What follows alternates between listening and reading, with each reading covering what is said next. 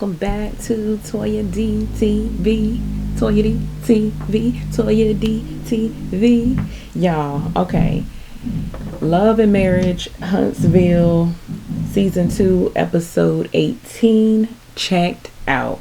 I truly believe that Martell, in his mind, believes that Mel cheated on him. There's no convincing him otherwise, and that is what he's rolling with.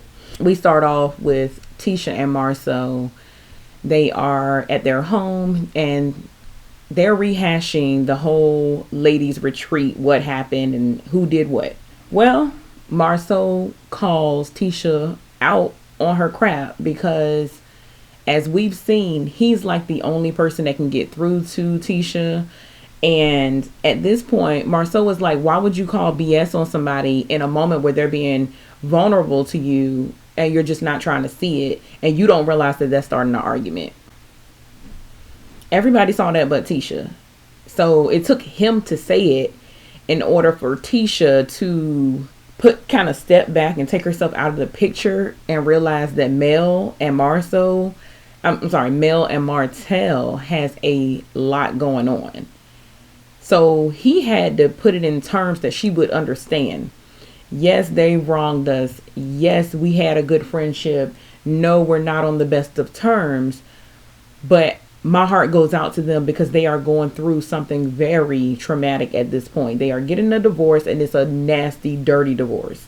He's like, so for once, can you put yourself aside and see where she may be coming from? So Tisha understood at that point that, okay, you know what, you might be right.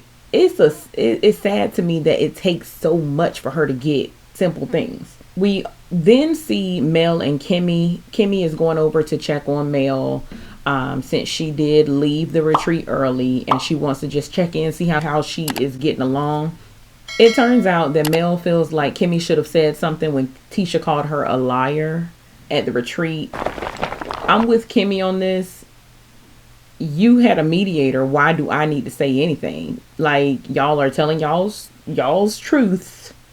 Tisha's truth is Tisha's truth, but it's a little far-fetched, but it's still her truth. And Mel, I kind of feel I disagree with Mel on this. Mel wanted Kimmie to step in and let Tisha know, hey, I was there for the conversation. She's not lying. But when you're telling the truth, you really don't need nobody to back you up. So Mel, stand on your own too. Like, it's not that serious. Tisha can be delusional. Tisha can think whatever she want to think, but the truth will still be the truth. Anyway, so y'all, Mel is dating. Nothing serious. Mel is learning to love her more. And I love it. Like, after you get out of a situation so toxic and so bad, and she's just focusing on her. If somebody wants to take her out or whatever, she may entertain it if she feel like it. But as far as anything serious, she's not. So Mel also reveals to Kimmie that the baby rumors are true, and that's how nasty and dirty this divorce is. Kimmie's in shock. So deep down inside, Mel knows this man. They have grown up together. She feels as though Martell is so broken that he wants to cause her hurt, cause her pain, and he wants to bring her down. He would say things like he can't wait until she finds somebody so that it'll be over super quick, and then she'll realize, like, basically he's the only one for her. So Mel still feels sorry for Martell in a way, and I can see that. I can understand that. It's a very sad story. It's a very sad picture. It seems as though Martell really thought that this could go on forever and that nothing would ever change. Mel would never leave, and he would just be able to live this way forever, enjoy his life, enjoy both families. Unfortunately, he did not foresee that this would eventually make everything crumble. Maurice and Martell meet up because at this point, Martell is reaching out to anybody who may be able to help him sort through his feelings, sort through divorce situations, and just want to lean on somebody. And at this point, he's reaching out to Maurice. Maurice has been divorced before, and Maurice tells him, when you talk about your family, you light up. When you talk about Mel, you still light up. And do you still want to be married to Mel? And deep down inside, Martell does still want his marriage with Mel. He still wants the family dynamic.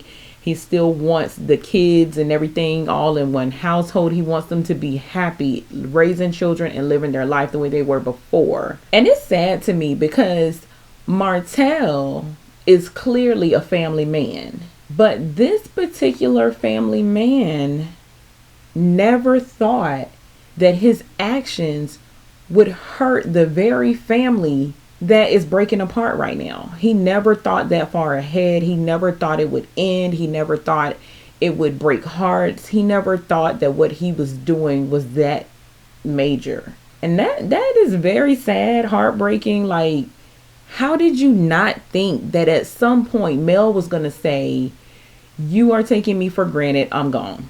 So Maurice made a good point, and he said that it's not just the parents who suffer the consequences of a divorce, it's the children, it's the long-term effects, it's what he's still paying for to this day for a divorce. And he's just told Martell, you know what, if you feel that there is even the slightest chance that that fire has not gone completely out, fight for it. There is construction going on, so if y'all hear something, please forgive me, try to ignore it. Life happens. We're gonna do this anyway. He misses the memories and thoughts of Mel making breakfast, telling everybody breakfast is ready, everybody comes down. That's a family oriented thought. So the fact that you stepped out on that family and created another family, it never crossed his mind that Mel was going to leave. That's what's blowing my mind. Y'all, we see Tisha and Marcel. They are at Black and they are trying out the menu for the soft opening. They have a chef there. They want to check out his presentation, taste what he has on the menu. They want to go the whole nine to see what he's serving up.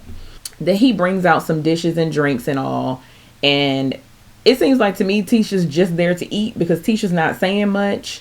Tisha likes to drink, but she's not saying much. So Marsau is drilling this dude. He's like, nope, the presentation can be better. This could taste a lot better. I want people to come here and get quality for less money. These are for our people. This is in our area. We are upbuilding for our people. I don't want people to come when they have to go save up more money just to come eat here. I want them to get the best quality for the littlest price. And that's why he named it Black. It's a staple in the Black community saying, hey, we can have good. We can be above average. We can be excellent. We can have Black excellence in restaurants and career paths and education, all of that. So I love it. I love the concept. Anyway, at the end of the day, this chef has a lot of work to do. So there is a professional top tier chef coming in to show placement, plating, how to make layers and build that crunch profile, as well as teach them your go-to plating. Marcel said that the plating has to be there every time, no mistakes. It should be more important to the restaurant than the customer. We see Jalen and Marcel meeting up. Jalen is about to be the general manager of Black. So I was actually very proud of this. Jalen looks like he's ready for it.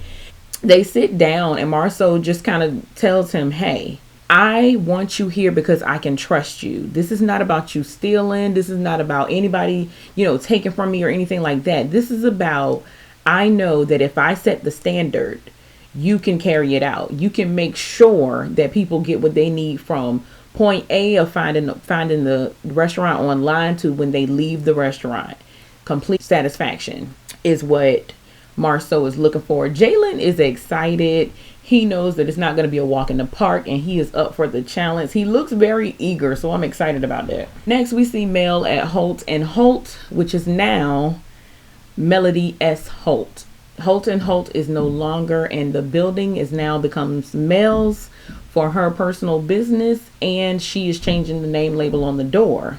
Lord and behold, in the process of her doing that, she actually sees Marcel pull up. What is up with them just rolling up on each other like that? Can anybody explain that? Like, common courtesy, phone call, text, something, you just gonna roll up. Well, anyway, his reasoning for rolling up is because he wants I think primarily he wanted to roll up because for some reason he feels like he always got to be the spokesperson for Tisha because she can't get her stuff together when it comes down to being a whole adult woman. So Marsau wants to talk to Mel about he feels like Tisha was wrong and Tisha now sees his point and Mel should give them another shot and come to the opening of Black, the soft opening, okay? In the meantime, Mel lets him know, look, I'm in a place where I need all positive energy. I got too much going on. I'll think about coming to Black, the soft opening. But Marsau, he likes to pick with Melody. I'm not sure what way I'm taking this picking though, because every time he sees her, he mentions that she has a glow, but it's like he wants to tick her off. But I'm starting to wonder, he said, you're touching all over me. You will not entice me. So Melody never touched him, first of all. Some of the things that Marsau says out of his mouth, it makes me just wonder, like, why would you say that? It's almost like he's throwing hints that he's attracted to Melody. Now, he also said, you're getting that Kimmie spirit. Y'all, it's something that we don't know.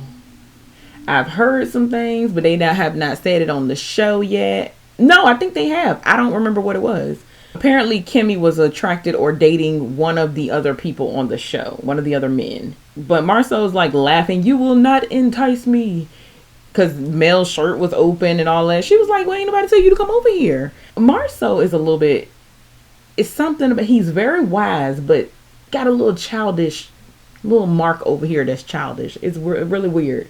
And it comes out at the wrong time. Next we see Martell, Mel, Nell, and Chris. They are gathered for this intervention with Mel because everybody's aware of what's going on except Mel.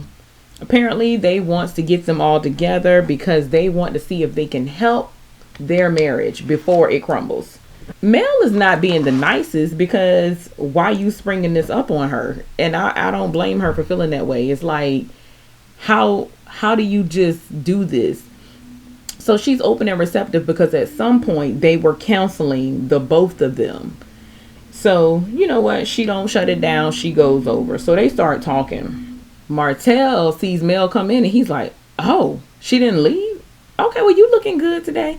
Y'all, we all see it. Martell still loves Mel, still wants Mel, still attracted to Mel. Mel is it. Mel is doing her thing. Mel does not look like she's drowning, but it's just makeup and stuff. Mel is still hurting. Mel is still angry, disappointed, but Martell is still attracted to Mel, as you can see. They were having conversation and Martell mentions that he don't want to start over. Mel kind of put it out there. Hey, well, you better get ready to start over because you got one on the way. Martell, they were doing a lot of back and forth, but he said, I wouldn't have to be starting over had you done the things I needed you to do in our household. Maybe I wouldn't be starting over. So the details from what I gather is that COVID pretty much took them out. Mel said that Martell checked out in March. Mel moved out in April. Martell feels like he was getting verbally abused, being called bees and stuff like that. And Melody just said, you know what? I'm a very strong woman, but what I don't do is disrespect my husband. The disrespect came in when this man continued to put me in an emotional place, a very hurtful place, over and over and over again. Nell, which is Chris's wife, mentions that there's a thing as disrespectful cheating. All cheating is disrespectful, but there is another level to it of what she calls disrespectful cheating, when you continually go to the same person or you continually repeat actions of the same nature over and over again, which is hurtful to your spouse. Martell said, if you were who I needed you to be, we wouldn't be in this situation. Something about that turned my whole stomach because, first of all, let's say this. Just because you're married, you're not living for this other person. Melody is not living for Martell, and Martell should not be living for Melody. When he said that, I'm thinking to myself, so this man wants someone who almost worships him, which in my opinion is why he called this other girl a peasant. So she was willing to do, in my opinion, if he feels that way, right? Why don't he just marry a hoe? Why don't he just get him a loose woman that's going to do every, whatever he wants? Why don't he marry that? Apparently what he wanted was Mel. What he liked was Mel. Then he started seeing other things and wanting to dibble and dabble in that. Now all of a sudden he wants Mel to change up who she is. That's not how that works. That's not how that works at all. He said that, well, she was over here taking care of me, and it's all about him.